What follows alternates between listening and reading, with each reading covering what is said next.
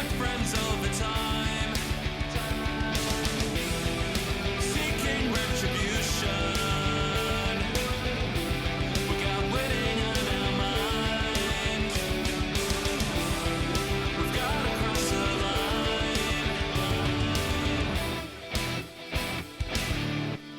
West Tigers Faithful, episode 18.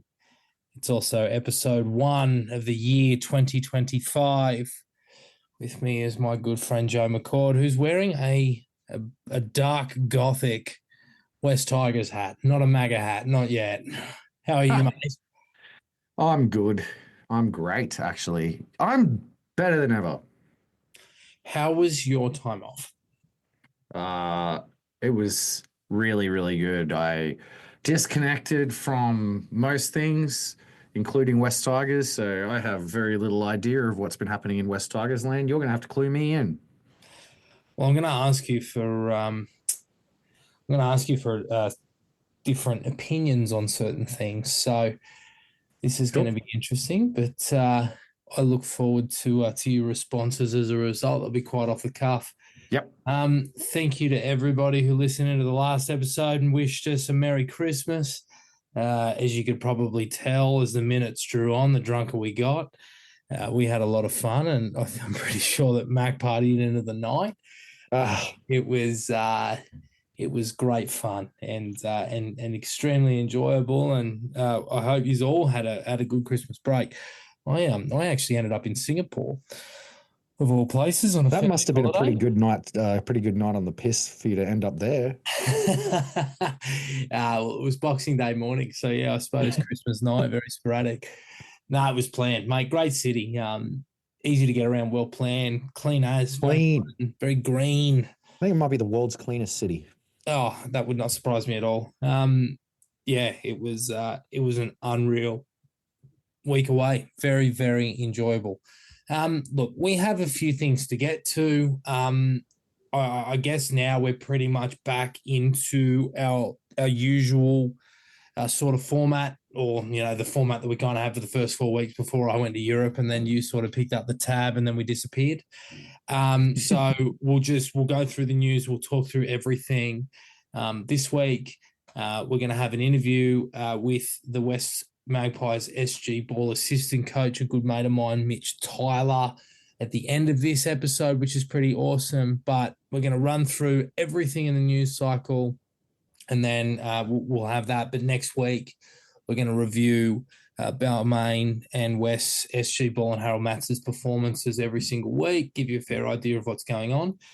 And we're pretty lucky now because New South Wales Rugby League, for those who don't know, actually signed a deal with Barstool Sports, who actually televise a lot of local rugby league games. I'm talking like Group 7, Illawarra Comp, Newcastle Comp, etc.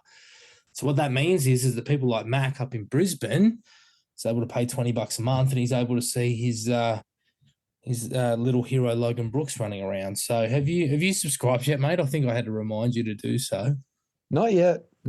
It'll probably happen around about 15 minutes before kickoff on the weekend. One to go on the West Tigers Faithful company card. Speaking of companies, there's one particular company written across your T-shirt. Oh yeah. Is that company in question back on board for 2025? Yeah, and I'm still here. I survived. They haven't laid me off quite yet. So yes, Pinch Payments, key partner of the podcast for 2025. For any small businesses out there that are looking for a better payment solution to help with their cash flow, get their invoices paid on time more often and easier, hit up getpinch.com.au. Very nice. All right, mate. Well, let's go right back. Take your mind back to pre-Christmas, the last working week of the year. Shane Richardson was up to his eyeballs, not just in the buffet, but in the world of roster movement. One day, John Bateman was gone. We thought he was headed to South. He wasn't. They only offered him a bench role, which is probably all that he's good for these days. But the North Queensland Cowboys have signed him. It looks like he will replace at least in the short term, Hylam Lukey, who poor bastard's done another ACL. And I think what would be the left edge.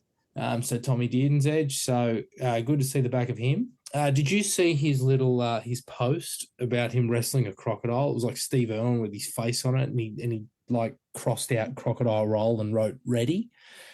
I know how much you No. like John. I thought you might like to hear that. Yeah, no, I'm a big fan of John Bateman. Look, I mean, no, I didn't see that. It sounds pretty lame. I wouldn't, I'm not surprised. He does think he's a very intelligent man and thinks that his like wit is subtle enough, but it's really not to get past people. I'm just surprised that somebody as pale and white as him chose like the North Queensland Cowboys as a destination. Like he's going to have to play with like long sleeve rash guard stuff underneath his jersey to stop himself from getting melanoma.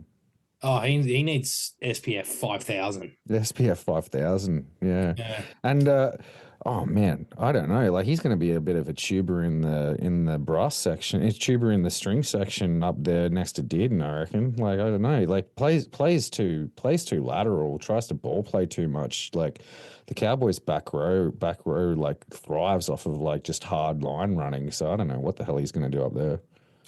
I mean, look, the main thing that John brings these days is defense. So Mm. he tends to hold his own there. But yeah, in terms of attacking spark, he really doesn't bring much. But look, maybe Toddy will get the best out of him. And you know what? Shout out Todd. Obviously, we obviously would have subsidised that deal pretty heavily, but it was getting pretty desperate there for him to find a club. So the main thing is, oh, there's a phone ringing here. One moment. It's Richo. Hey Richo, how you going? 1 second. I'm just going to hand this phone out to my grandmother. Anyway, all the best to John. Glad he's off the books. And it's sorted. The other player that did leave the club but isn't technically off the books because it looks like it's 12-month loan, but it kind of may not be if it all goes well, is Jaden Sullivan, who I think looks really good in South colours. Or maybe I'm projecting a little bit. How do you feel about this, Mac? Because I guess like on paper, it's a 12-month loan deal. And we haven't really shed that contract. It seems like Marshall and Richardson are pretty confident that Wayne's going to be able to fix it. But what if it goes wrong? Well, we'll just have to wear it. I mean, worst case scenario, we get him back. The thing that, like, I guess bothers me is it's like we obviously want him to stay gone, I suppose, right? So if he has a good year at Souths, like Souths will probably want to keep him, especially considering like their options in the halves are not amazing. Cody Walker's getting a bit older. Did they sign somebody else, didn't they, aside from Sullivan? Oh, well, they got young Lewis Dodd there. Oh yeah, they brought Dodd from England, yeah. So I mean, if Sullivan actually performs well, South will keep him. If he performs bad, they'll just get rid of him. So the only world in which we get him back is if he's bad. So we just want to pray and hope that he has a great season, I suppose. I'm really interested to see how Souths go. And what I'm thinking is that I haven't actually told you about this yet, but I think that we should probably do a preview of every single team, like real bite size. But I guess the biggest thing with South is simply how Dodd's going to go. It didn't work last year with Ilias and Dean Hawkins. And now they're bringing a guy who, okay, he's won a World Club Challenge and he's won a competition, but finished his year in second grade. Now, I know that he was leaving, and then there's that school of thought that maybe his coach decided we need to focus on the future, but that's alarm bells for me. Like, come on, like second grade in Super England. League would be like Ron Massey Cup, Sydney Shield over here, local A grade. Like, I don't know. But you know what? That plays into West Tigers' hands but I think, look, I don't know how he's going to go next to Cody, but he might be the ideal Cody replacement. He's never had an issue creating tries. So I'm not saying he's in the same mold as Cody Walker, but he might be a guy that they want to keep. Yeah, I'd like to see a little bit more news about how the Souths insiders feel about how he's performed, how Dodd's performed, before I really talk too much specifics. I would be inclined to think that, if Dodd was performing well, that he wouldn't have been dropped. I know that what you alluded to there with maybe it's that he's leaving, so you want to try somebody else out, but that tends to not be the case when players are actually performing well. So it's probably not the greatest sign, but he's got Wayne there. Wayne will probably focus on making Dodd's role relatively simple and keep the hard stuff to Cody. So he might be able to come in and do a job, do a pretty like specific game manager job. It's not like Souths are lacking in attacking flair. So if they can just have him steer the team around, be the link man between the dummy half and the outside men, and he has a steady enough kicking game, he might do a job, and that certainly makes him a contrast to Jaden Sullivan, who seems to not be able to do that job at all. So No. I think you might have hit the nail on the head there a little bit. I think, Jaden Sullivan's long-term prospects at Souths might rely on whether Cody Walker can go around another couple of years or not. Yeah, I think you're right. I think he's another Brooks. I think he was a 7 growing up, but he's in reality a 6. His best thing about him is when he uses it, his running game, and then he sort of plays off the back of that. So he'll probably get a bit of time at Souths, I imagine, because they've just lost Cook. Marmazelis has not really been able to stamp himself in first grade yet, and obviously Sullivan's got experience playing the 9, so he might get a lot of time off the bench in first grade, regardless of whether or not he actually manages to step up and make a fist of the halves, because he does just provide enough utility cover in what is an otherwise sort of pack of unknowns in the spine there. Yeah, they're an interesting one, South. Young Jamie Humphries moved there too. And then they've got Havili, who I've always thought is a good first grader. And there was rumours around Brandon Smith a little while back. So I'm not sure, mate. I really don't know with Souths. A lot of people have them bouncing back. I don't. I think their back line, Campbell Graham's apparently broken his hand this week, but... Oh, no, really? Yeah. He's an unlucky fella. Yeah, look, I don't know. I think that Souths, I would probably honestly back them in to perform above expectations. Whether or not that gets them into the 8, I don't know. But I just feel like everything sort of just revolves around Latrell, and he's now got Bennett.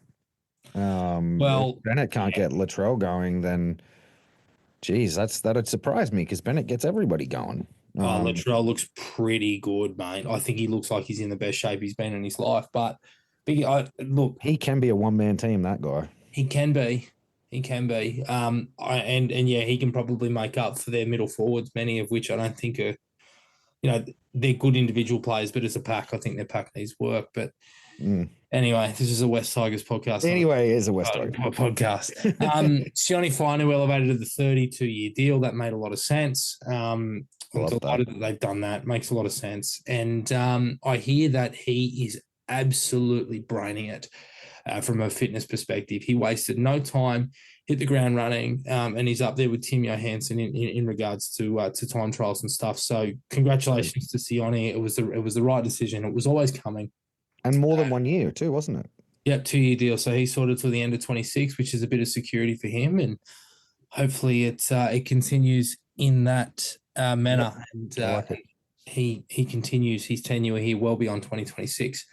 There is now one spot left. The rumor is that it's being used for a back rower. I'm going to give us a plug here. Go back through our free agency deep dive and have a look at the guys that we mentioned. I think a couple of them are a chance of landing here mid-season. Guys like Harry Hassett and Simi Sasangi in particular.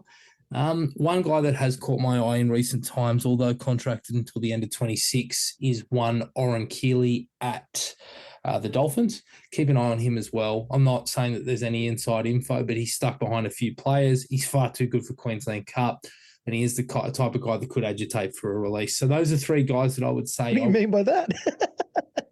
Well, he's the kind of guy that could agitate for a release. Sorry, that's not a mark on Oren's character. What I mean is those sorts of guys, they go, look, I'm stuck behind Kafusi, Fino Foiaki, Lemuelu, Cabron can play a bit there as well. He Yeah, might think to himself, you know what, I'm ready to play first grade. I thought you were just saying that he looks like a troublemaker. No, my sincere apologies to Oren. He does not troublemaker. Mate, he was man of the match in the state championship. That's where I'm coming from. But in saying that, I've heard that Redcliffe are doing some interesting things. One thing is Avarillo in the halves. Yeah, I saw that. Yeah, so keep an eye on them. And apparently Felice is doing some time in the middle. So that might make things interesting. You know what?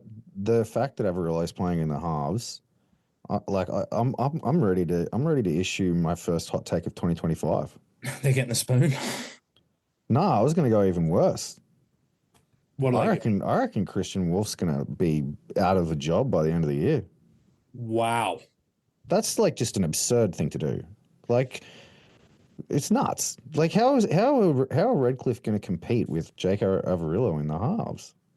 Well, that's been their biggest issue, I think, and I think losing Flegg for the entire year, and obviously Jesse Bromwich retiring is really going to hurt them. I heard that Bostock has moved one into the centres. Yeah, and they got Tupu. Junior Tupo's on the wing, which look, I think Tupo is a winger, but he's on a lot of money to play on the Sting. Yeah, I think that those two guys are. You could put them either in the center or the wing. They're kind of the same sort of.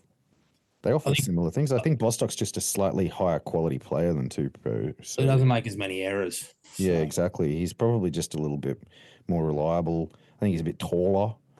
True.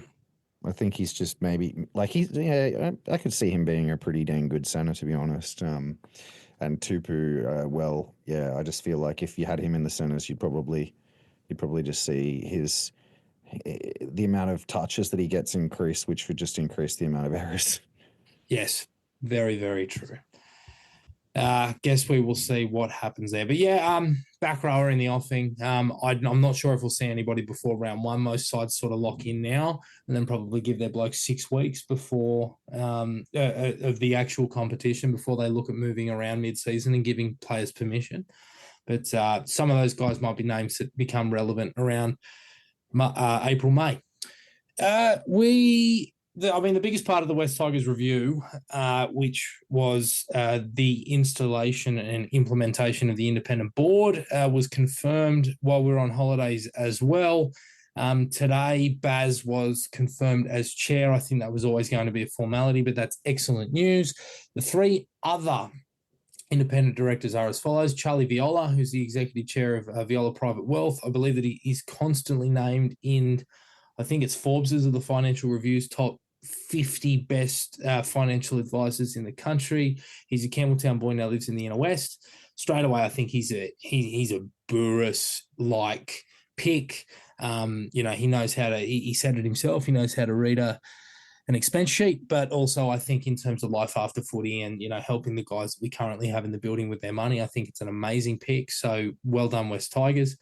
Michelle McDowell, who's the former managing director of Allied Express and has had, I think she's sat on a number of local sporting boards and whatnot. So she brings a little bit more experience around Western Sydney. And I think the most impressive pick for mine is Annabelle Williams, who's got an Order of Australian Medal. She's a former chair of the Athletes Commission for Paralympics Australia. She's a former board member of Paralympics Australia and Swimming Australia, respectively. She's a lawyer. She's a decorated athlete. And she's got deep assets into high performance. Go and do a LinkedIn stalk, any of you that have it. These guys are extremely impressive individuals. We've done very, very well to get them on our board and to keep a former premier as our chair who would have a pretty sizable contact book, much like Shane Richardson, but at the top end of town. I don't really want to talk about admin and governance too much. It's been done to death in the off season, but this is a great move. It's really exciting, and I'm really keen to see us go forward. Mac, I gotta say my piece on this one because I actually have a pretty pointed opinion on what's gone down here. I'm sorry you said you don't want to talk about it, but it's actually something that I do have an opinion on, unlike a lot of the other stuff we're going to talk about today. Well, this is me personally. This isn't you. This isn't like you as well. So yeah, please, actually, can I just quickly say as a disclaimer, really, really quickly, in regards to the petition that was started by Gary, Joel Helms, and a few other guys. We were asked to do it. The reason we didn't do it is because those guys are more than welcome to protest for the change at West Ashfield. Completely agree, but ultimately we just didn't have the time, and we were unable to jump in on that big. Yeah, we just didn't all really in with all the other guys. Yeah, we just didn't really have the time to really think about it too much. We're both so busy. Like, we briefly discussed it and we were just like shrug. And then by the time that we bloody would have even bothered to try to participate in it, the whole thing was was done and dusted. So it's just That's right. Bad timing, really. Yeah, we were going to have Gaz on here to actually speak about a few things and to explain it, but you know what? Everything sort of took care of itself, and life goes on. But I know you've got an opinion, so I'll let you tee off. Yeah, look, I'm not going to tee off. It's measured, but I do think that there's a pretty interesting sign there that the ultimate outcome is a little bit of a charade. Now, whether or not I think that's a bad thing, I'm not sure, because I actually do like the current direction. I feel like that the governance, like the whole like restructure of the board and things like that, came out of a need for the structure of that organization to stop disaffecting the football department. And I kind of feel like there's already signs that they'd already solved that problem with the appointment of Richo, with the way that the club's been handling this off season prior to all of this coming to light. So I can kind of see why the Holman Barnes group might be like, you know what, I think we're doing an okay job here. Maybe it was a little bit too soon for us to actually committed to doing this. Maybe we're okay with where we're at. I actually think that that's what's happened personally, and I think that's what slowed the whole process down. And I think that what they've ultimately done here, and I think that the key indicator there is McDowd's appointment, right? I think what they've done here with these independent appointments is appointed two independents and one that's not really an independent, because McDowd's been around this organization for too long to not have alliances and affiliations with people. Allied Express has been a sponsor of the club for a number of years now, I think. So like I can't like it makes no sense that she would be an independent appointment. She has to have allegiances to certain people at the club. I've seen no indication that the other two who have been appointed have any kind of history with the club. So I can assume that they're genuinely independent. But it feels to me like they've gone, hey, independent recruitment company who, scouting the market. Yeah, you can have two, but we've decided that we're going with this one. And they've actually stacked the board, and they're still actually in control of the board. I don't think that the independents are in control of the board. As I sort of alluded to before, whether I actually think that's a problem remains to be seen, because I'm kind of actually at a point where I'm willing to give them the benefit of the doubt based on what they've actually been able to accomplish anyway. Nice. I mean, look, as far as true corporate governance goes, the main thing is that it is not stacked with Holman Barnes Group. Debenture holders, that's a good thing for us. Danny Stapleton's got a seat. Danny Burgess is the West Magpies, and Steve Montgomery's HBG. Those two, I think, will probably be working together to try and shift votes. But at the same time, I think we finally put together some really strong professionals in a number of I could be totally wrong about McDowd. She might listen to this and be like, hey, I'm not, I've been a sponsor, but no, I'm not. I could be totally wrong. I just feel like that, I look at things like, and I see the optics of it, and I go, how could she not be mates with somebody there? How could she not be? Yeah, mate, I get where you're coming from, and I think a few people have actually been quick to mention that. But in saying that, I'm going to take Richardson and O'Farrell at their word, because they haven't lied to me as far as I'm aware. You have a very dubious look on your face, but I'm going to continue talking. I just think at the end of the day, if the team wins, I don't care. This stuff only matters if the team doesn't win. So I don't want to talk about it anymore. I know how businesses, I know how these people think. They're like, at the end of the day, they're going to be hung, drawn, and quartered. And if I'm right about this and the team doesn't perform, it'll come out. So we'll find out if the team doesn't perform. If the team performs, we'll forget this conversation ever even happened. That's exactly right. That's a good way to look at it. But hey, as Buzz Rothfield always says, Jack Gibson once said it, winning starts in the front office. Yeah, and I do think at the end of the day that, like, the HBG group thing have shown a tendency to let Richo make the calls. And that's what matters the most anyway. It does. Yep. And, as long as they empower that big, sexy beast, then I'm okay right now. I've still got immense faith in that man. Yes. One question for you. New segment. Will your faith wane in Shane Richardson if he manages to fail in getting Lachlan Galvin to the negotiating table? Because by the sounds of things, it's going to be bloody hard. No. I'm sure that'll be the rhetoric that'll get peddled around. But all I see is a man who's backing himself. And if it doesn't come to fruition, I know how that man operates already. I can tell he will see that coming a mile away, and he will have like 2 bullets in the barrel ready to go the day that Lachlan Galvin signs on the dotted line with another club.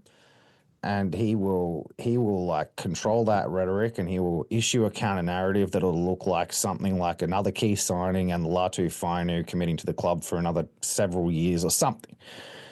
I have faith in him to handle that. I kind of feel like we're gonna lose Galvin. So I'm not going to hold him. I'm not going to hold against him an inability to do something that I actually feel like has been a foregone conclusion since before he's even been at the club. Yeah, I think you're right. I see what Lachlan is saying in the media, and you can sort of tell when his family was unhappy with Isaac, and he was saying, "Oh yeah, all the stuff that Andrew Johns said really resonates with me, and success means more at smaller clubs and clubs that have been starved of success." And now it's just sort of like, oh, I just want to focus on footy this year and not worry about it. I think that's best for me and the team. No, it isn't, mate. Mate, the best thing for the team is to either tell the club right now that you are going to test the market at November 1 so we can start planning, or to sign an extension. That is the best thing you can do. And look, he has Isaac Moses, for players and clients, is a bloody good manager. But I've seen this before, and I saw it in about 2016 and 2017 with 3 very significant players, 2 of which went on to go and do incredible things, and he's singing from the same hymn sheet. Yeah, 100%. It's a worry. Look, I think if I think it through to its logical conclusion, I mean, we will keep him if we are the highest bidder. That's the reality. I think. Like Do you think so? Yeah, because look, I caveat that by saying I have faith that we're going to actually perform up to a standard that doesn't exclude us from the conversation. If that doesn't happen, we won't keep him regardless of how much we offer him. Like if the Tigers have a dreadful season and a whole bunch of bad things happen and the club's it's just rinse and repeat the last 3 years again, he's gone.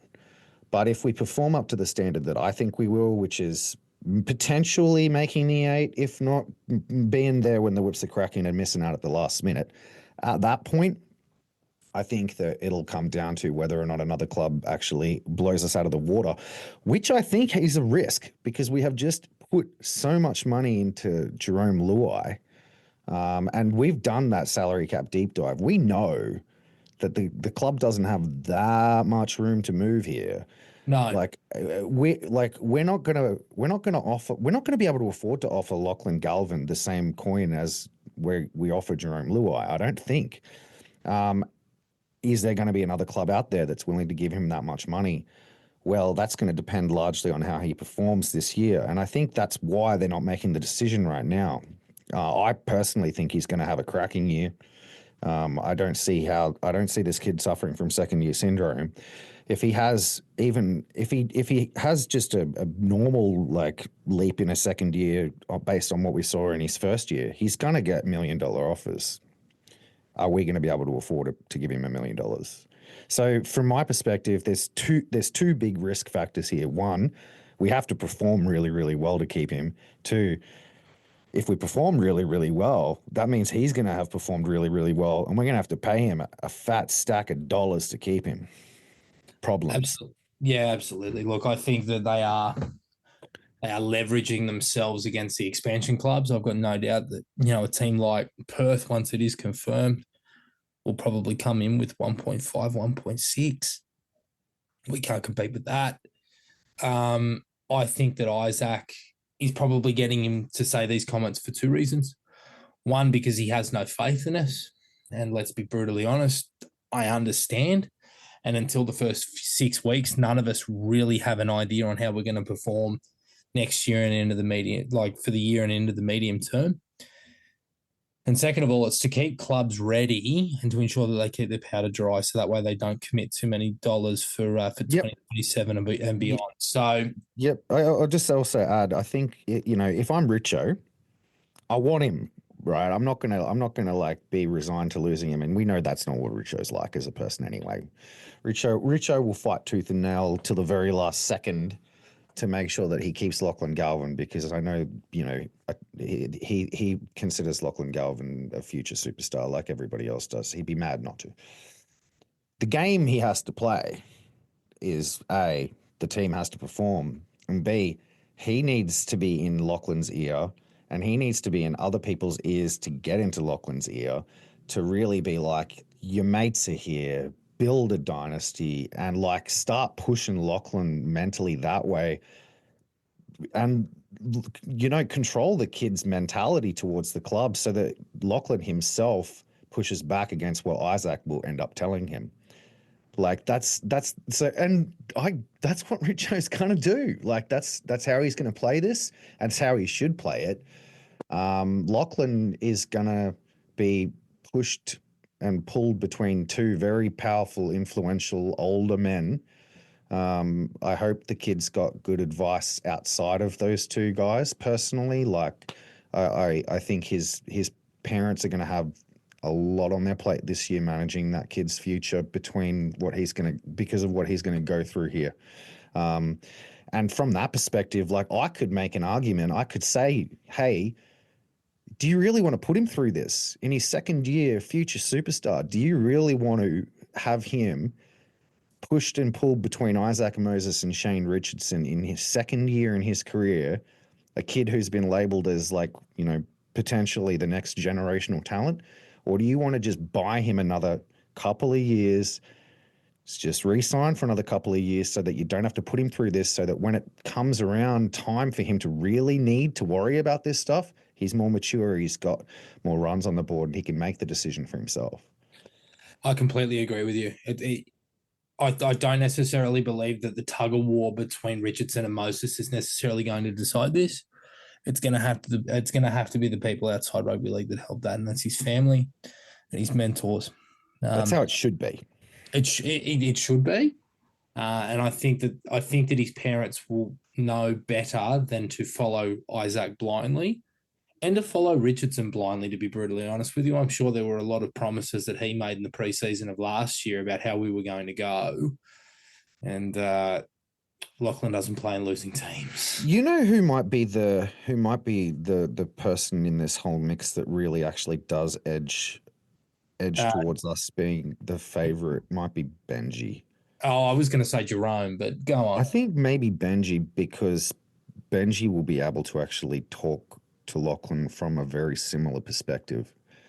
Like, because Benji was obviously, a teenage superstar who went through something very similar. So is Lachlan going to find a coach or a senior figure at another club who's going to be able to actually genuinely offer him perspective that understands what he's going through any more than Benji? No, he's not. That's a really good point. But obviously it just depends on whether or not, as well as that, Benji's teaching in the X's and O's, which I actually think he would. I'm not particularly worried about Marshall as a theory guy, as a rugby league tactician. God, he played 300 games in the halves. Like, he knows what he's doing. It's just all the other external factors. But as you say, his friends are here. He's local to the area. Those are things on our side, but there is the devil that is Isaac Moses that is on his shoulder as well. So Who do you think is another, like, who's the danger? Is it the Roosters? Is it Politis? Is that the big danger? I think for them it depends on Dylan Brown. If Or Dylan is it, Brown if Dylan Brown signs with the Roosters, no, I don't think they're the problem. what about the Clearys? Are they a problem? Um, I don't think you could rule it out personally. I think that he could hypothetically move Blaze to the centres, or he could supplant Isaiah Yeo. He could easily do either. I think I look at a side like Souths, and obviously we mentioned Sullivan. Wayne. Cody Walker will walk away pretty soon. Wayne Bennett's another. I could see Galvin at South, yeah. Yeah, obviously Newcastle and Manly are McDonald's franchises. Isaac Moses branded ones. So Yeah, Manly is a problem, isn't it? Yeah, because DCE keep is in not mind, getting any mate. younger. Yeah, keep in mind as well. I know Bells is probably going to wrap up in the next couple of years. I reckon genuinely this will be his last year. They'll win the company and walk off into the sunset. But Munster and Hughes aren't getting any younger either. I'll be looking there as well. And if Parramatta lose Dylan Brown, they'll go after a big kill as well. So they're Broncos? Yeah, Broncos. Phil Gould Yes. has expressed his love many times for Lachlan and thinks he'll be the game's first $2 million player. He would move Matt Burton in a heartbeat to stick Lachlan next to Mitchell Woods. So, yeah, again. Yeah, I think in with these young players who, they're very family oriented types, like Lachlan definitely is. I think that's a Sydney club.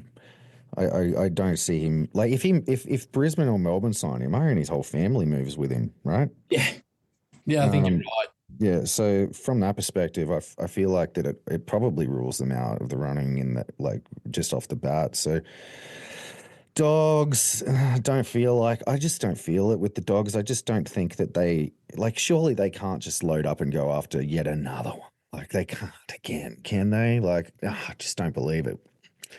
I don't know, mate. Penrith and Souths, I think, are the problem. Like, I think, especially because we just took Luai. There's a big. I know they got Talangi. I know that, but Talangi's versatile, as He you is. alluded to. God, he could replace Edwards. Yeah, exactly. And Souths, like, wouldn't it be funny if the Souths got him and said, "Here, have Sullivan." Yeah. I don't know, man. That's the sort of ironic, horrible thing that we'd be used to experiencing as Tigers fans, wouldn't it? That is West Tigers-esque. Anyway, let's move on. Yeah, let's. Preseason, just really, really quickly, the boys did an army camp. Shane Richardson made note of it in a recent interview with SEN that they weren't doing whitewater rafting in Queenstown. Instead, they were going up to Sanford and putting in some hard yakka. Sanford, up here? Yeah. They're on a plane. I wish I knew. I would have got out there and had a look.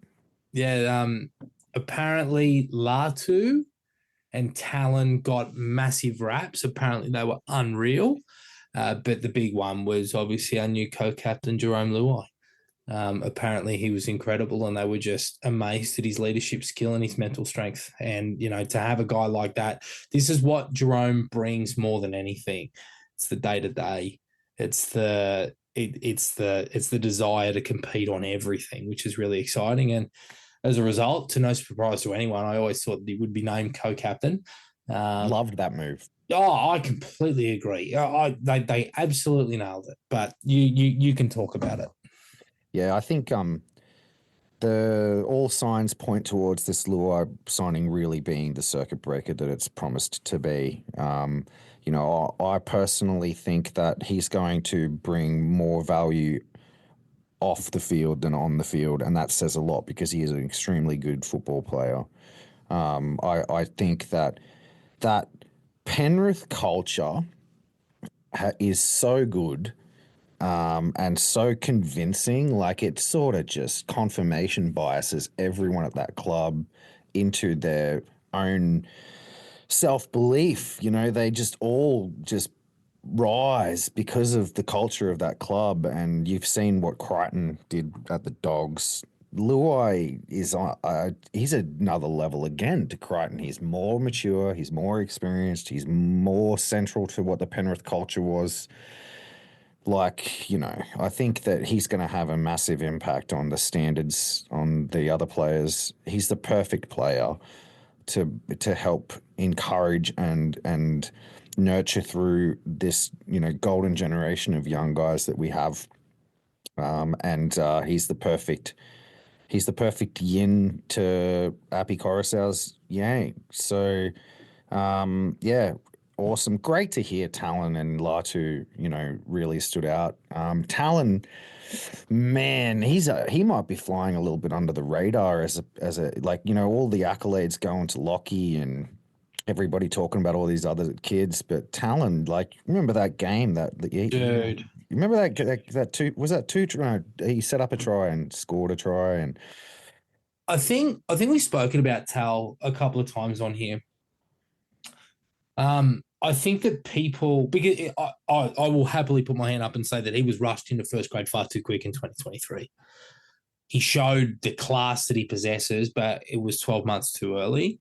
You saw what he did last year, and there were glimpses. Obviously, he had the South game and everything, but oh my God, like that kid, I think coming through looking at that Harold Matt's premiership winning side, he was our best player. He was our best player. Yeah, and towards the back end of the season in New South Wales Cup, he really started to dominate New South Wales Cup. Like, it took a while to get there, but when the Magpies team started to perform a little bit better in the last few rounds, it was off the back of him. I completely agree. Appy actually said through preseason, there was an interview the other day, he goes, he is better than me in every way. Yeah, and like I see it. Like, he's faster, he's stronger, he's bigger. Appy's obviously just craftier. But Talon's the craftiest 9 of his age that I've seen since Robbie Farah. Oh, he is. So it's not like he doesn't have craft. No. I'm really, really interested to see how they use him this year. I would I'd have him playing, I reckon, about 18 odd games off the pine, blow him out for 80 every few weeks in Cup. But I think that that's what he's ready for.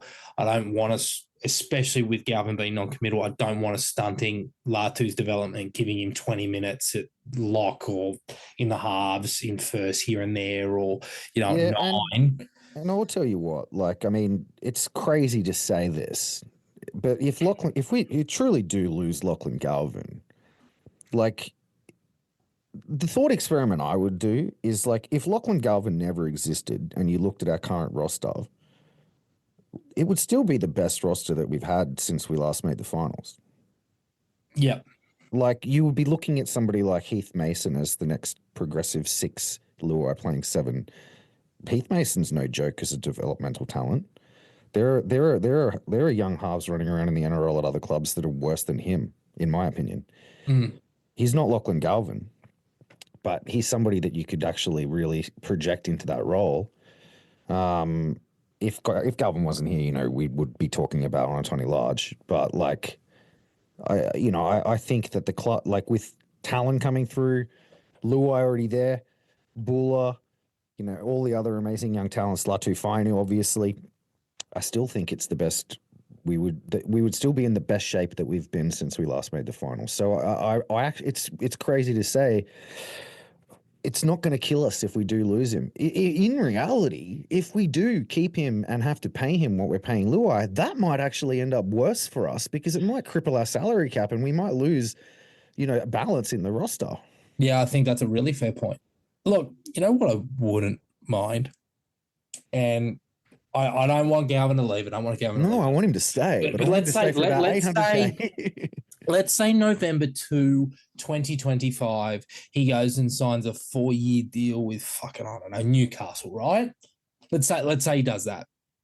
2026, left edge, Latu Fainu, Lachlan Galvin, Hiamasi Makasini, Sania Taruva. That would be awful. Sorry, Lachlan Galvin's leaving. Yeah, let's say he leaves. Yeah. But you just, you know what you do? You dig your heels in, you go, you know what? You're just going to earn your $350K, but you're going to do it our way. You play him either at 13. Oh, I agree. Back row, you line up every single attacking weapon we have. Agreed. I want to see that anyway.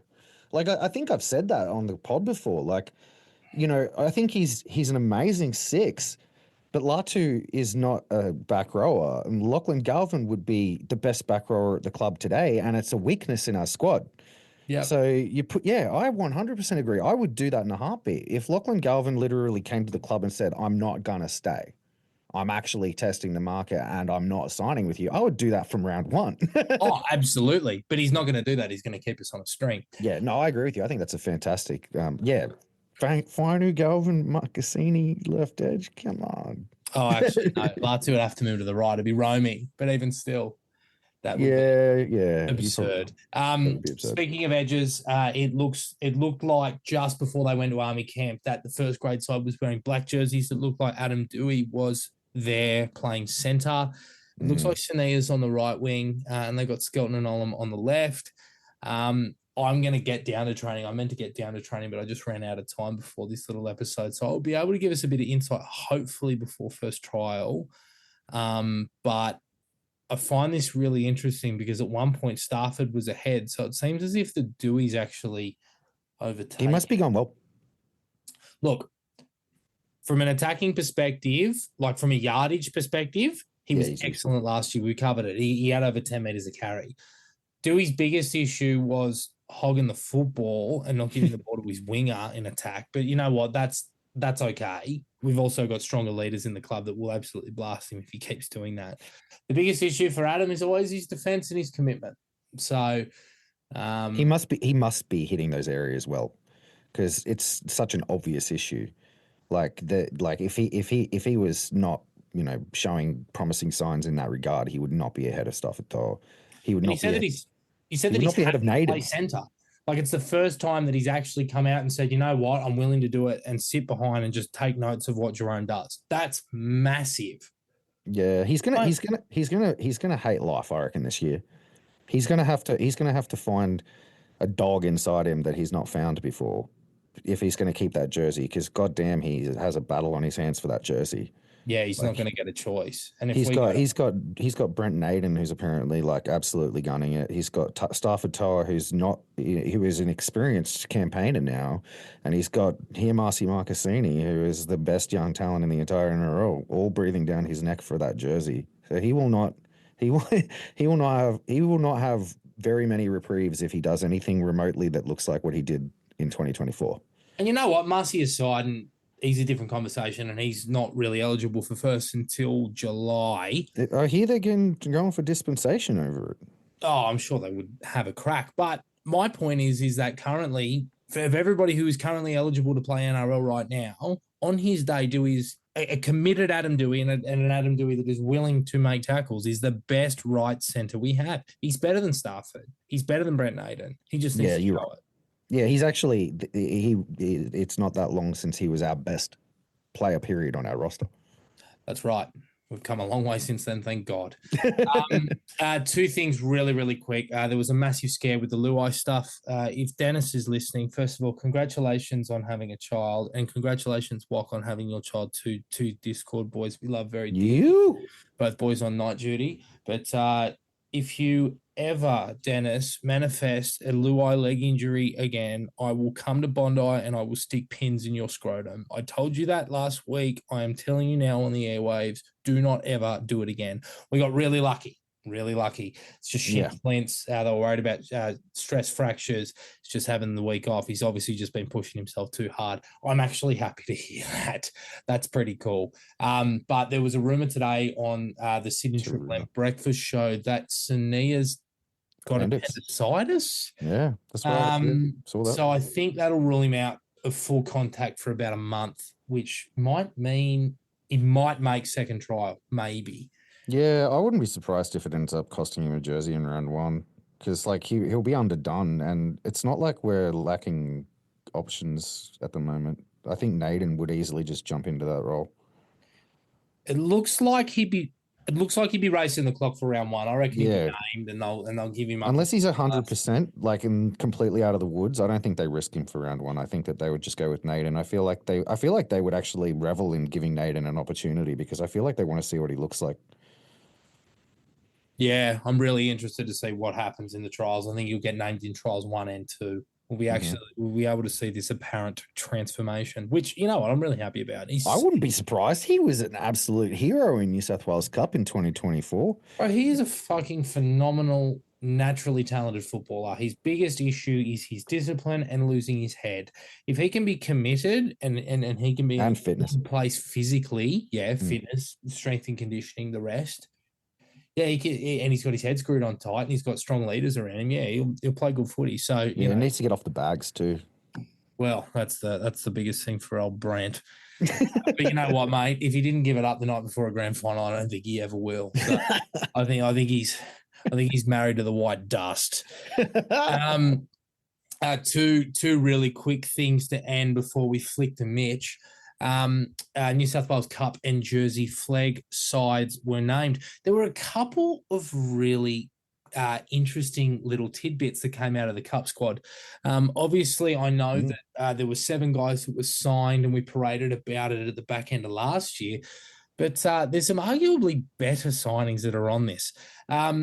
First of all, actually, shout out to Adam Johansson. Both boys, Tim and Noah, have both been named in the side. I know I hear that Tim is doing great things with the first grade side, but to see Noah graduate and to see himself on that list, I'm sure is a great feeling. So congratulations to him. But some guys that tickled my fancy on that list. Jared Haywood, hooker named for Balmain SG Ball this week. Australian schoolboy last year. He's in that Cup side, so he'll be exposed to some training around some adults and some big bodies, which is really good. Bailey Hodges, who's a guy we really, really like, a lot of poise and class between 9 and 13, doesn't miss tackles. Cameron Canaan, who did some really good things in Jersey Flegg last year, has been named. That's really, really cool. Joe Lovadua, who is actually a Fiji international, but has been playing a bit of Super League. He's come back and he's in the squad. I think that's a really good little pickup. He's a guy that I think you could probably play in Jersey 14, which I'm really, really excited about. The East Tigers connection obviously got us Tristan Hope, but it's also got us Charlie Murray. He's a 23-year-old lock who won a comp with East in 2023 along with Solfar Tape. I don't expect with Matamua and Kit and Tim, who I believe is trialing around the 13 position, that and Sione for that matter. I don't think he'll get too much game time initially, but as time goes on, he's one to have a look at. The Tautua twins are named in there as well. Keep an eye on them. Max in particular, he's a big rangy winger. Really, really good out of yardage. Mitch is a good little edge back rower. Charbel Tazapale remains there after his, I think he was at Castleford, so we've managed to hold on to him. I was actually quite interested. He is absolutely a good little cup player. Herman Toffayono, Big Hermie, he's still there. He was our Jersey Fleet Player of the Year last year. A couple other guys that I want to bring to note. Jaden Tanner, who played a bit of first grade with Canterbury in 2023, former Australia schoolboy front rower. Pretty good player. Played a bit of first grade as well, as I just mentioned. So that's a good little pickup for us. But the big one today is Kurt Falls, who has played a fair amount of first grade games for Penrith, mainly around Origin time in sort of 2022 and 2023. He will partner, I think, Latu at the scrum base. And this is the perfect Cup signing. He played Q What a Cup. great signing. Great signing. He played Q Cup last year. He's obviously come back to Sydney. Richo's shown him the money, and I think he'll be involved with the full-time NRL squad. I'm surprised I haven't seen any photos of him yet. But that is that was a complete surprise, eh? Yeah, massive surprise, but unreal signing. And you know what? I will say it. I think that this Cup side, providing injuries are kind to us, is a top 4 reserve grade team. Yeah, they are a contender. They can actually challenge for that premiership 100%. That is a very strong squad. That is a well-balanced squad. It is such an incredible upgrade on the 2024 New South Wales Cup squad. Like, it is it's incredible. unbelievable. It's unbelievable. And a lot of it comes down to the development from within the club, because a lot of the talent there are like players who are, the sorts of players who in previous iterations of the West Tigers, our top roster would have been so weak that 3, 4, 5 of them would be in the top 30. Mm. And so like you've got Tofe Ono and Hodges and guys like that who are, they're like 100% still potential first graders that aren't being rushed into top 30 contracts and therefore are still here at the club.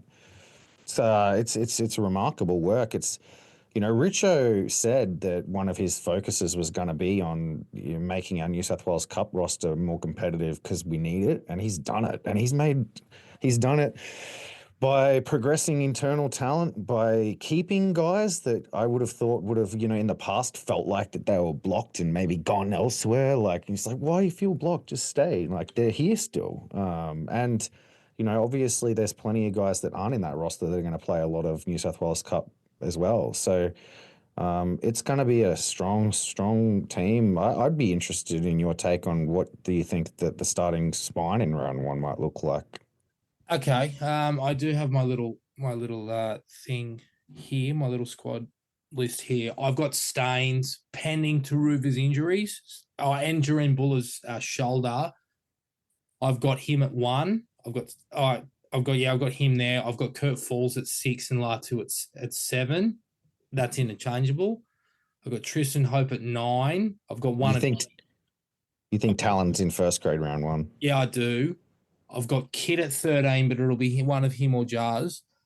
And I've actually got Mason at 14. Now, that's probably more personal opinion than anything. But, mate, there is an absolute logjam in this back line, and there's going to be blokes playing Ron Massey up. How good's that? Okay, so to give you an idea, my back line for State Cup is Staines, Naden, Toa, Josh Folletti, and Luke Lauliti. Strong. It is. But that means that Alex Lobb and Solfar Tape are both playing Ron Massey Cup. And it also means that you think that Hiamasi Marcassini is not going to be in the New South Wales Cup team in round 1. I do, yeah. I think he'll either be playing GPS or he'll, which we've spoken about 1,000 times. That's crazy strong. Or he'll be playing Flegg. And then guys like Solomon Asakuru and William Craig, who are both on development. Did you say Fartape, you think he's going to be in the centres? No, I think he's going to be playing Ron Massey, mate. Yeah, that's another name. He's running dead last in fitness drills. Yeah, but he's still he's still just certainly up to New South Wales Cup standard even.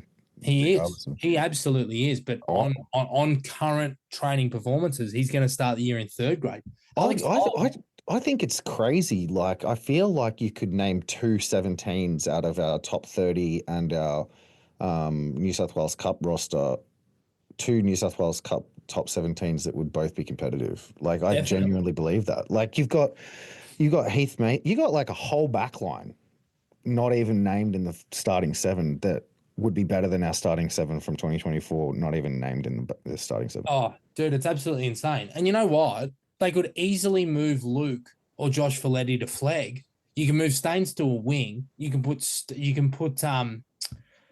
They probably will do that. They'll probably rather put Mason back to fullback, and then you can find a spot for Fartape hypothetically, or one of these new blokes. Like, I think that they will do that. I feel like what they'll do is, rather than like when push comes to shove, they'll if they sort of have to choose between 2 guys, they won't choose the younger player over the senior player because Flegg's a better comp than Massey. So like, you'll probably see more likely that the senior guys will get the New South Wales Cup nods when it's splitting hairs, and they'll drop those guys you named back to Flegg rather than unless like those guys are way out of form and the younger guys are just braining them, at training. But like when it's like, half a dozen of one, whatever of the other, whatever that phrase is. I shouldn't have even tried to make that phrase. I don't even know what it is.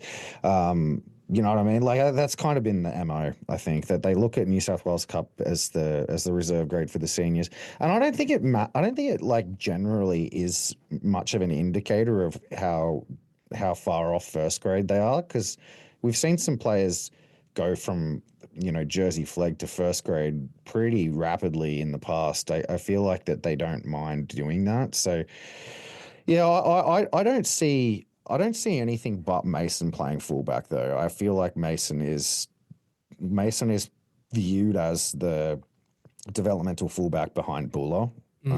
I think that Mason will play fullback. I feel like Staines is going to be viewed as a winger moving forward. I don't think that they will entertain him playing much fullback unless Mason's injured. I think that there's a pretty good chance Kurt Falls is actually playing off the bench because I feel like that they might go with the other two, the younger halves combo. I also think that Mark Tannis has been training his ass off with the first grade side in the entire off season. So I feel like there's a pretty decent chance you might see him feature a lot. I think he'll probably start at 7 in Flegg once SG wraps up. But They've got a good roster too.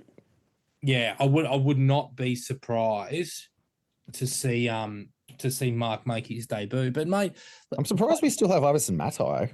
yes, actually, yeah. Let's flick the flag. Just a couple of guys to keep an eye on. We got Levi Conti, Alex's brother, back from the Roosters.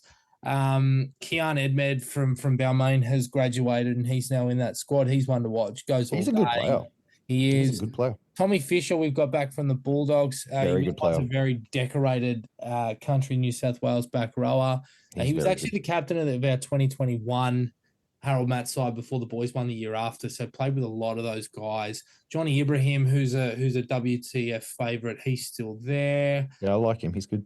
Yeah, Jeremiah Liata-Gaga, who's been name dropped by Shannon Gallan a couple of times as being a player that they really like, is still there. Mm-hmm. Iverson Matai still is, despite the fact that I thought last year, I think I actually said it on this podcast, that he was headed to Parramatta. So that is, dude, there was a period of time where Iverson Matai was, no joke, the third best half of the club, and now he's probably like 11th on the pecking order, and he's still at the club. Yeah, it's that's great for Flegg, especially considering that young Max Lyles has gone up a grade. So that's awesome news. Heath Pritchard, a good little utility player. I think he's a guy that might end up honestly like a Kurt Falls at Penrith. Lifetime New South Wales Cup. Yeah, absolutely. Might get a game or two in first grade. Right, Kiros Mapasua's in that side. He played SG ball last year after we got him back from Manly. Lachlan Galvin's hero from the schoolboys final. Saved him. Brendan Naikori, your boy, he's there. He's good. Jacopo Soval, who's a front rower from Balmain. He's a good little player. Is Will Malloy still at the club? Will Malloy is not there, but I think he was playing. I think he might have been playing SG Ball or on Massey Cup last year. Is he still SG Ball eligible? I thought he was a bit old. I don't know, man. Leave that. No. I think he was playing RMC or Sydney Shield.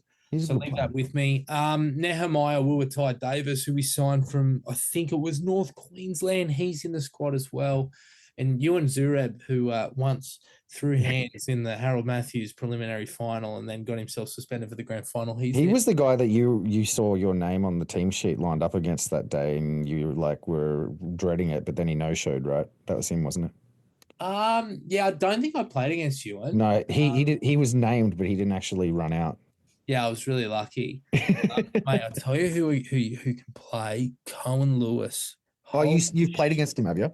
No. I watched him in the Group 6 grand final. He played in a team that went down. My God, he just did not stop all day long. He just tackles everything that moves. Club's got raps on him, actually. Yeah, he's got a good reputation. Is Kobe Wilson in New South Wales Cup squad or the Flegg? Yeah, Kobe's there. Sorry, I forgot to mention Kobe. He's in Cup. Yeah, he's got big raps. He does. All right, I want to talk about just junior reps this week. So SG Ball and Harold Matts mainly. Every single grade from LD Cup, AJ Cup, Tasha Gale's back. So the girls and boys are running around. It's the West Tigers Club Day this weekend at Campbelltown Stadium. If you are around, please go. I'm sure that guys like Benji and Richie and the like will be there. A lot of the leadership group and whatnot, and a few of the players will be there.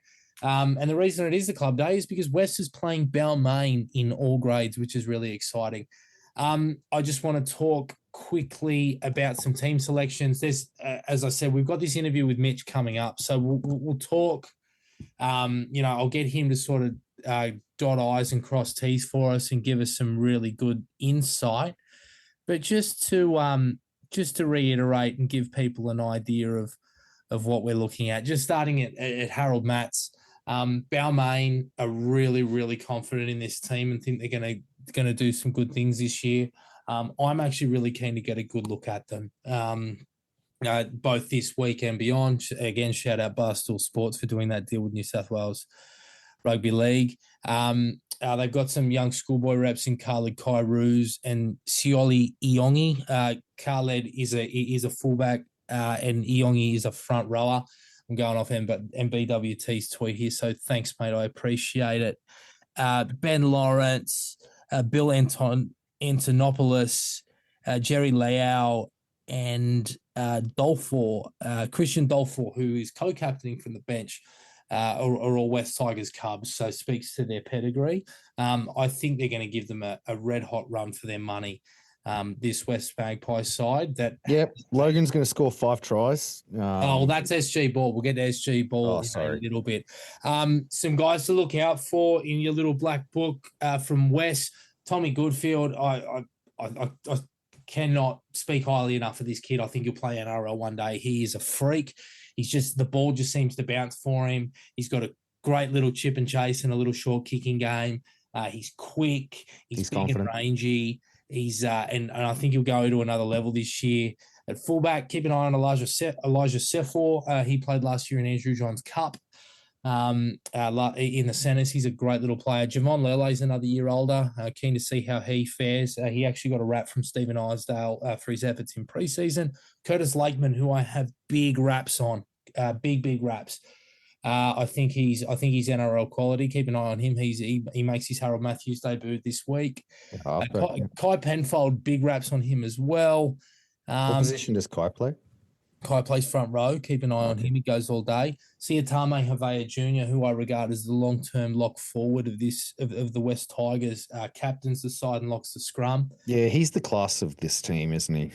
Yeah, he is. He's the anchor, and he's going to be a big part of this. And I want to give a quick shout out, little Ruben Toga. I played touch football with Ruben and his dad Joey down at Picton. Ruben, I don't think would remember me anymore, but he was about 5 or 6 years old. His old man wouldn't let him play footy in those days because he thought he was too small. He's playing in the back row in Harold Matthews. Lines up on the right edge this week for West Magpies, and I tell you what, I was beaming into you when I saw it. Great family, great kid. His sister Grace was playing for South there for a little while in Tarsha Gale. Absolutely awesome to see this stuff go full circle, and this is the best part about being a local junior. So, you're getting teared up. Look at you. Shout out to Ruben and that entire side. Look, straight away, I'm biased towards West. I don't know much about this Balmain side, but that West spine is classy. In saying that, a lot of these players we're going to be seeing for the first time. So I'm really, really keen to see this game just as much as I am SG Ball, which isn't normally the case. Anything you want to touch on? Yeah, not really, man. I mean, I recognize none of these Balmain players, but I'm hearing similar that they're gunning it. I think that they had a scrimmage against each other already, these two clubs in the off season, and I believe it ended in a draw, if I remember correctly. So this might be a real good contest, and a lot of these Balmain kids might be sort of poised to really put their name out in the lights for the very first time by what we're hearing about their abilities. I was just thinking when you were talking about Goodfield, who he reminds me of is Tedesco. Like, he's, undersized, like over talented, just kind of, I don't know. I feel like he might have a similar curve. I think that it's going to be a similar thing, that he needs a similar thing to happen as what happened with Tedesco, which is he needs to have a growth spurt. Like, if he can, you think so, bro? I think he's pretty tall. He just needs to fill out. That's what I mean. I don't mean height growth spurt. I mean he needs to get that big badonkadonk, and he needs to get bigger. Because he's very lean, very light, very slight, and he's the same sort of body shape as like a Jaden Campbell, and I don't, but at the same time he's so young, he probably will fill out, and if he does, sky's the absolute limit because he's an absolute freak. Absolute freak. He's probably got the best highlight try of any kid at the club. Oh, bro. Yeah, we might have to find that one for our listeners. Anyway, yeah, again, get down and have a look. That'll be a really good game by all reports. So excited for that. And again, I think that the individual brilliance in that spine for West will probably get them across the line. But I'm really excited to see what this Balmain side brings to the table because I've heard a lot.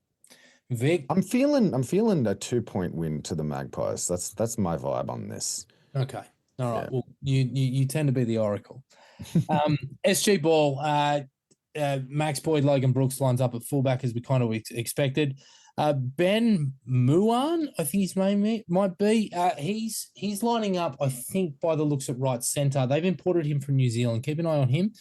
Xavier Tuau-Faiga, he is a centre from Kebra Park. He's already trained with first grade. Keep an eye on him, and especially if he lines up against Mussy. Yeah, he's a big And player. actually Glassy as well, because Glassy's got the odd defensive deficiency in him. So let's see if Xavier gives him a bath. If he lines up, I would 100% be putting Xavier against Marcy. that'll Like be. I wouldn't even give a crap where they usually train. It'd be literally like put your best player opposite him, please. God, we need to. There's no otherwise he's just gonna bathe everyone. Yeah, I mean, the problem is Xavier's quite small, so I'm really interested to see what happens there. Colin Benson keeps his spot at 6. He was a year young last year. He would have had a rough old trot playing in that SG ball side, but he's back. Mark Tenus, who had some injury troubles last year, but he's back. I think he will bring a lot of confidence to this group after training with first grade over the summer. Jared He Haywood featured a lot in the photos, didn't he? did. Whoever had the camera really liked him. They did. Jared Haywood, we've spoken about him before, phenomenal hooker. Keep an eye on him. Matt Aitchison, who's a player that I tend to really like. He's a front rower. Keep an eye on him as well. And Cooper Young, who's a former Queensland under-17 schoolboy, lines up in jersey 15. He signed a 3-year deal with the Tigers, what I assume is a second year of ball and a 2-year Flegg contract. So the club obviously holds him in high regard. Keep an eye on him as well. Over for West, this back line is, with the exception of Riley Ointman, is big. Ali Khanna, he's a big body, goes all day. Dylan Edwards-esque with a bit of Mediterranean seasoning on his running style. Riley Ointman, lightning quick, former New South Wales under-16s representative. Glassy's a big boy as well. We touched on it a little bit before. Defensively, he has the odd laps, but I'm really, really interested to see how he goes, because he's edged out jersey 15 Callum McMenemy, who's a podcast favourite. So I'm very, very interested to see how he goes. Yeah, isn't he in your McMenemy was in your team, wasn't he? He's in my top 5, yeah. Yeah. So I'm really interested, but I'm going to talk to Mitch about this in the interview coming up, whether or not Callum's actually moved into towards the middle or an edge or Yeah, he could be. or something like that. So we'll keep an eye on that. Here, Marcy, we've spoken about a million times. We'll talk about other people. Jack Nicholas. I am pretty high on this guy. Big, tall, rangy, outside back. Think Corey Oates. I thought that Nicholas was supposed to be real fast. Yeah, he's quick, but like similar build, plays his footy similar to Corey Oates. If he's a fast Corey Oates, he's going to be an immortal. Keep an eye on him. Sam Lynch, who was pinched from the Parramatta comp, he's beaten out a couple of local guys and a couple of imports that we brought across in the summer squad to line up in jersey 6. I'm going to ask Mitch about that, so stay tuned. Sonny Edwards-Mweke, as expected, lines up jersey 7. Christian Torpau-Moores, who's a big podcast favourite, lines up in the front row for his SG ball game. He's a beast. Cohen Lewis, we mentioned before, is there. Ty Bursill, he's from Group 7. He's a new number 9 for us. Keep an eye on him. I'm going to ask a couple of questions of Mitch as well around him. Phoenix, who is my guy. First grader. Very exciting. Do you Hopefully, reckon he's an outside chance? Is he 18 this year? he's 18 this year, but I don't think he's big enough to play first grade yet. But he's so good. He is so good. He'll play a lot of New South Wales Cup this year, I reckon. I've missed watching Phoenix. I'm really excited to see him. He's very so much good. fun to watch. Byron Pepper is jersey 12, who tends to get a bit of a run in the starting side. He seems to be well regarded and a good trainer. But Archie Duncan, jersey 13. Yeah, a bit weird, isn't it? Another podcast favourite. I'm going to ask Mitch about that. He'll be able to better explain that. I thought Duncan, honestly, I didn't expect him to play SG ball much this year. Yeah, I think he was always going to start the year, but I'm really curious to see where he ends up. We've just covered there's a massive logjam in Cup, but And especially considering how in desperate need of back rowers we are in the higher grades. I agree. And furthermore, Jersey 14 Peter Ty is a Yeah. great 13. So one to have a look at. We touched on Callum. Dane Ransom, Jersey 16. He, just like Logan Brooks, is from Kirwan. Nice, really? Yeah, we've imported him. I'm surprised they didn't keep them together, but yeah, he's lining up. Do you think maybe Shannon Gallant still has some like North Queensland ties from his like For sure, he would. up in time? Sure, Maybe because he yeah. played for the Cowboys. He played more games for the Cowboys than he played for the Tigers. Yeah, That's probably where this is coming from, eh? yeah. And Jersey 17 is Marvoni's brother, No shit. Luani. Yeah. Look, Hopefully he's got a little bit better head on his shoulders. Yeah. Apologies to any Balmain-centric guys. I just grow up in the Southwest, so I know a little bit more and give a little bit more insight. But the beauty of having every single game televised this year means that we can provide a little bit more in-depth analysis. So I'm going to get obsessed. Stay tuned for that.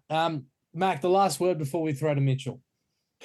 Yeah, I mean, I'll just talk briefly about that SG Ball game. Like, I feel like the West are probably going to put a bit of a score on the Tigers in that SG Ball, but I feel like it might be a little bit of I feel like it might paint the Tigers in a worse light than they really are. That's a strong looking SG Ball side. It's the best SG Ball side that I've seen the Balmain side of the club put out in a while. But that Magpie side, they look like they might be right up there at the end of the season. I feel like what we might see is the Magpies might be, grand final bound type quality in SG Ball. I feel like the Tigers might actually scrape into the finals too, but I feel like there's a big gap between them.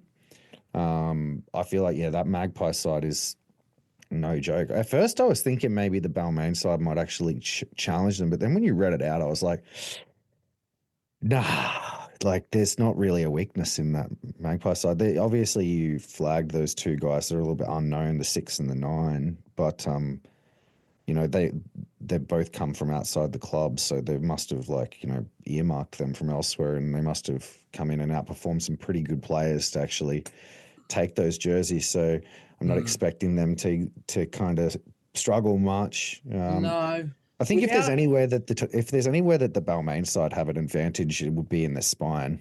I agree with you, but I believe, and I haven't seen a minute of their trials, and I haven't spoken to Mitch about this yet, but I'm going to come out and say that I believe that West are going to play really structured. They're going to play right through the middle. This Bursiel's going to just dish the footy right off the deck to Christian, to Cohen Lewis, and to Archie. I don't say Archie. Yeah, they don't have to do much. That's the thing. They won't have to do much. I can see early border Glassy. They'll steamroll. They'll play like Penrith. They'll steamroll through the middle. They'll get on top with their middle forwards with ease, and then as soon as they get momentum, it'll be shovel it out to Marcy, shovel it out to Glassy. Yeah, that's all. That's all I'm saying. It's going to be really, really straightforward football, run hard and straight early. And I feel like it'll really, this Balmain side will struggle to deal with that. But in other games this year, you'll see that the styles make fights thing, and that Balmain side has some weapons. There's lots to like about it. I just don't think that they'll compete with this Magpie side this weekend.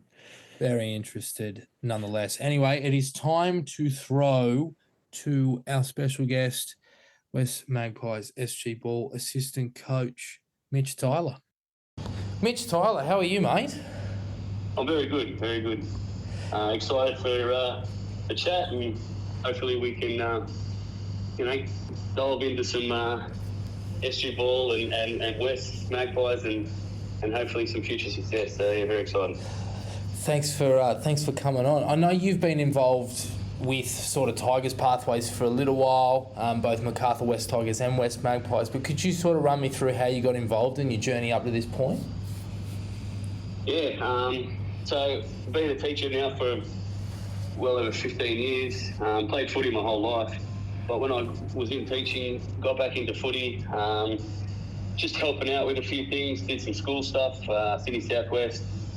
Then the actual SG Ball head coach for Balmain, he was a teacher, got me into Canberra 20s, just as a helper, just to get back involved.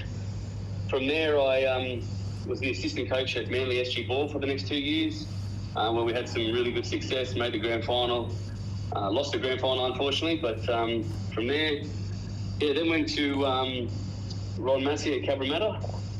Had a few years back there too, just as an assistant coach / trainer. And then kind of was going to give it away a little bit, and I got a call from a mate of mine who was captain coach of Campbelltown City, and they needed an under-18s coach, and they needed someone to help out with first grade. So I did that, and I said yes to it, and then luckily to me, and I guess being in the right place at the right time sometimes, the head of Pathways was there at Campbelltown City in Shannon Gallant. He asked me if I wanted to get back involved in rep footy coaching.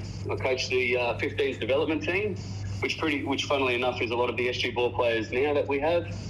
And then from the 15s development, I had the assistant coach at SG Ball which was the very good team that was unfortunately lost to the eventual winners in Parramatta, which had future NRL players like Lockie, Talon, Kit, Heath Mason.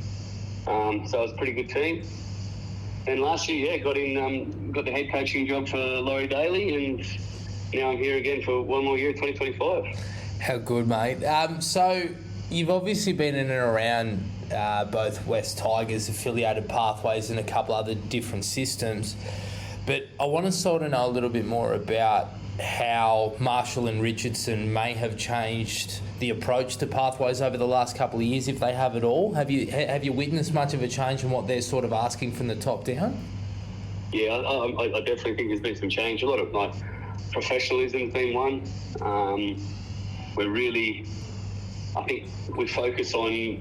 There's a big focus on juniors and local juniors. I think what I love to see is that, our last couple of games, we've had NRL players like the Lockie Gavins who have been in a situation that these boys are in now at trial games watching.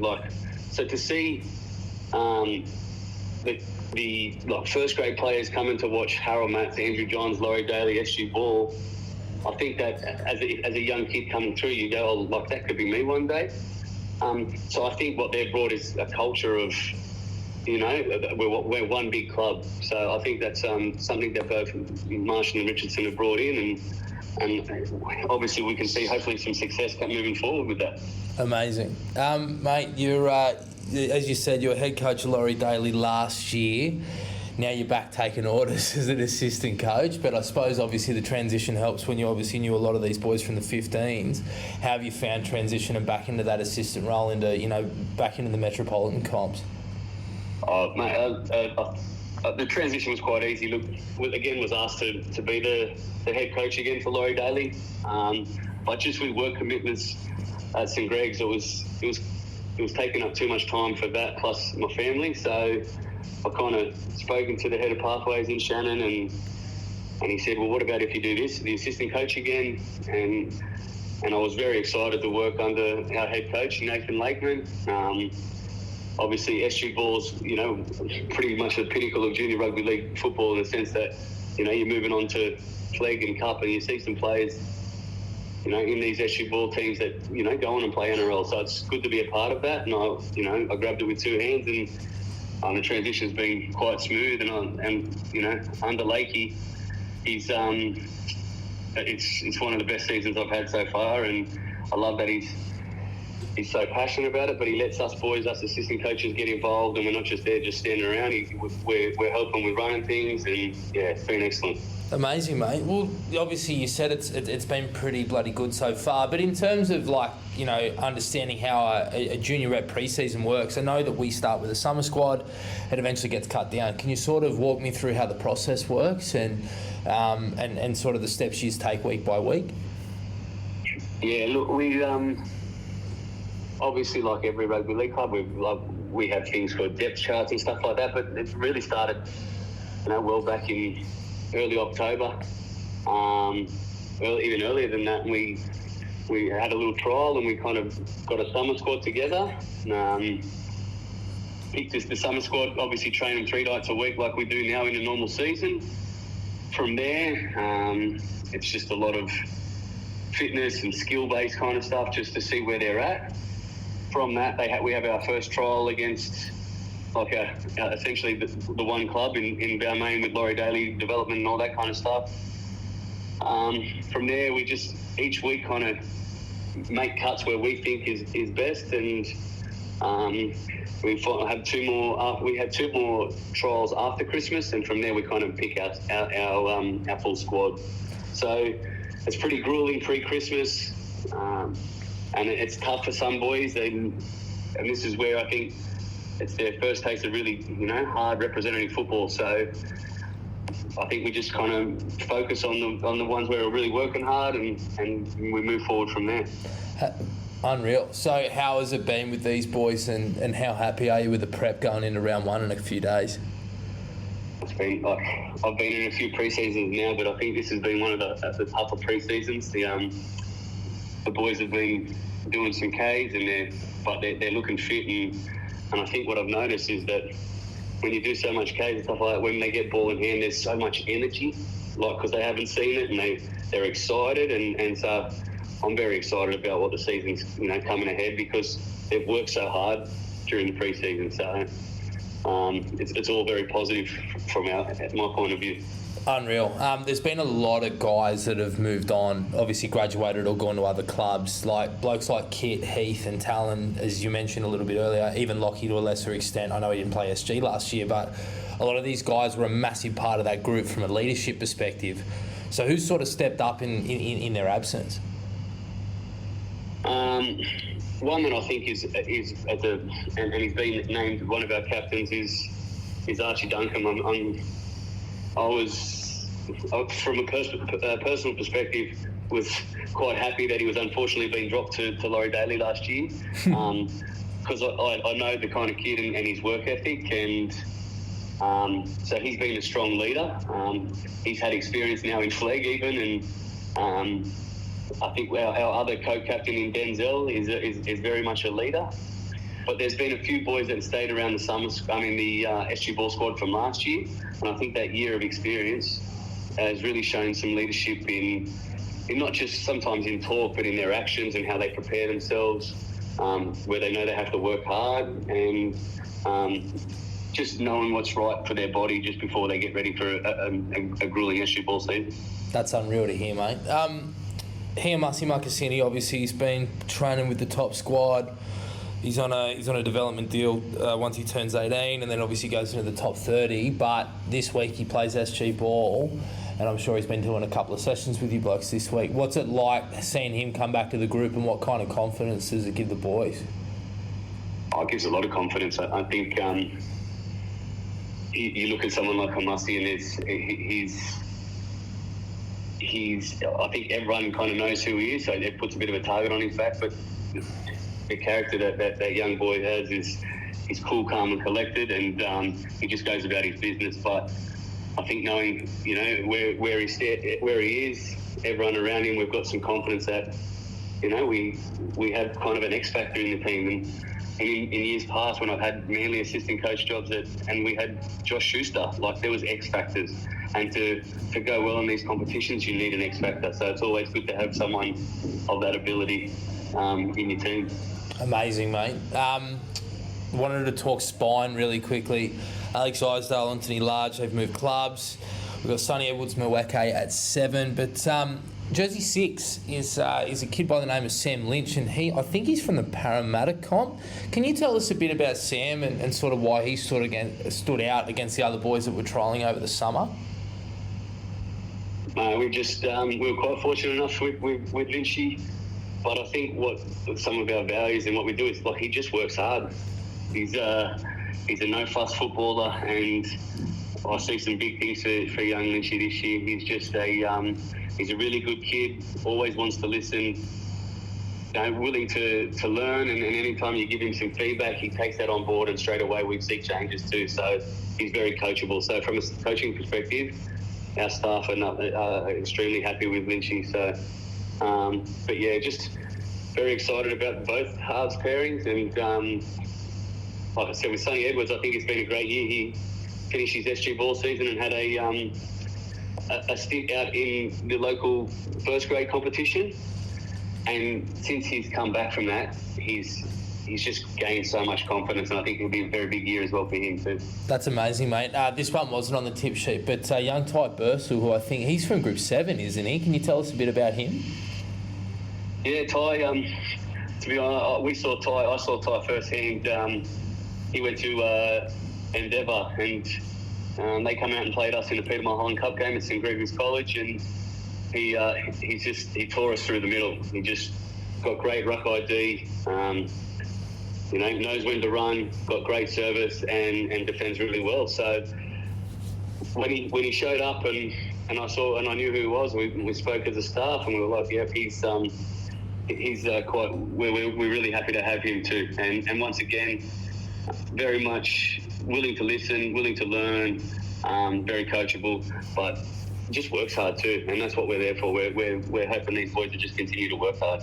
It just sounds like it's a common theme amongst the squad. One of the blokes that you did mention that worked hard and obviously has those major leadership qualities is Archie Duncombe, and he's actually locking the scrum with Phoenix Godney and Byron Pepper or on the edges. Is that a permanent switch to the middle for Archie? Because I always really only ever saw him as an edge player. Yeah, mate. All last year at Daly, he was our edge. He was the captain of country, under 18s country on the edge. Played his whole school career on edge, but I think we just for a whole team fit.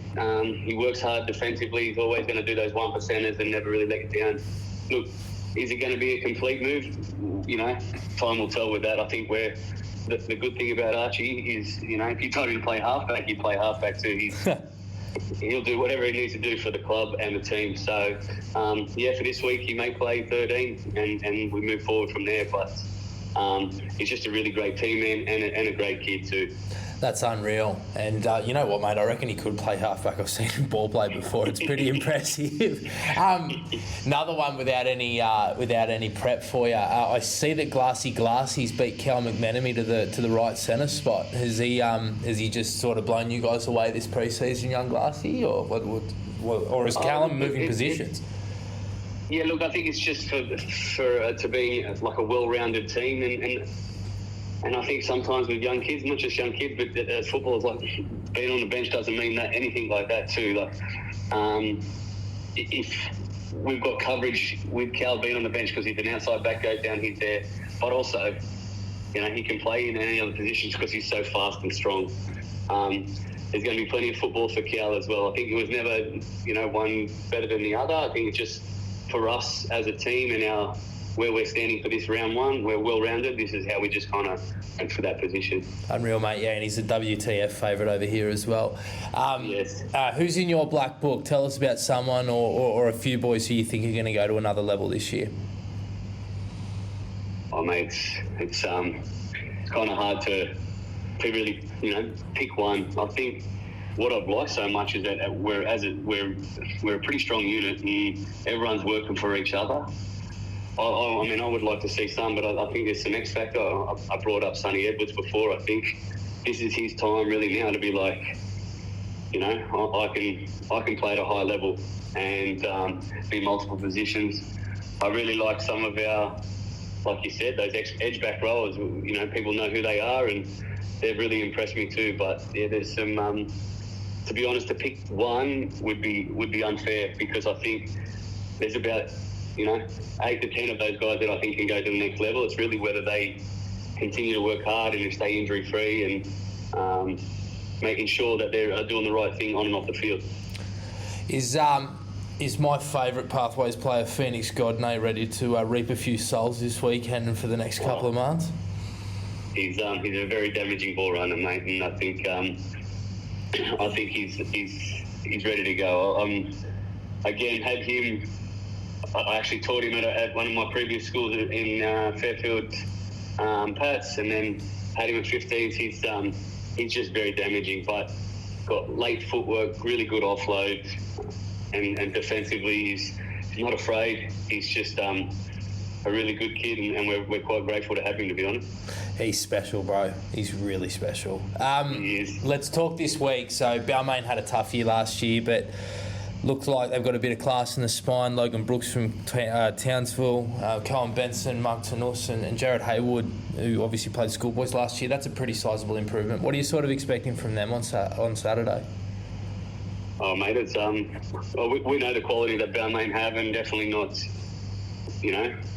one to be taking any team lightly, to be honest. So I think, look, as we know that they've got class, but our whole season has been focused on us. And if we concentrate on working hard off the ball and on the ball, and continue to get to where we're supposed to be in positional play, but defensively moving up and doing the right things, I think we'll be considered okay with that. But we're definitely wary of the class that they have, and we'll know that they're producing a lot better season than last year, and they are well coached too. So that's it also goes a long way with that too. Certainly does. Last one for you. What does success look like for you boys this year? Is it more about development, or is there a hope that we can be there sort of at the tail end of the season when the whips start cracking? Oh, look, I mean, our job is to be development coaches, so I think we're constantly always wanting them to develop. Would we be silly by saying we're not going to be making any statements saying that we're going to be winning or doing anything like that? Would I think we'd be unhappy if we didn't make the semis? Oh, definitely. I think we've got the talent that we can go far in this competition, but again, we'll just focus 1 week at a time. And right now, we're focusing on Balmain, continuing to work hard for each other, and hopefully the results come together by themselves. But that was the old rugby league cliche of just taking it week by week, wasn't it? To be honest, though, if these young kids, if you get ahead of themselves, sometimes it can be quite damaging. So, and like a couple of losses in an estuary ball season can really, go backwards quickly because it's such a short competition. So look, we're very much focused on Balmain, but definitely know that we've got the talent that we can, produce at the big stage too. Unreal. Mitchie, thanks so much for your time, mate. I really appreciate it. I'll come and stick my head around the dugout the next couple of weeks and come say hey, and good luck on Saturday, bro, and good to chat, and we'll hope you're doing well. Thank you. Appreciate it, Joe. Thank you, mate. Thank you, mate. All right, speak to you soon. Bye-bye. See you soon, mate. Bye.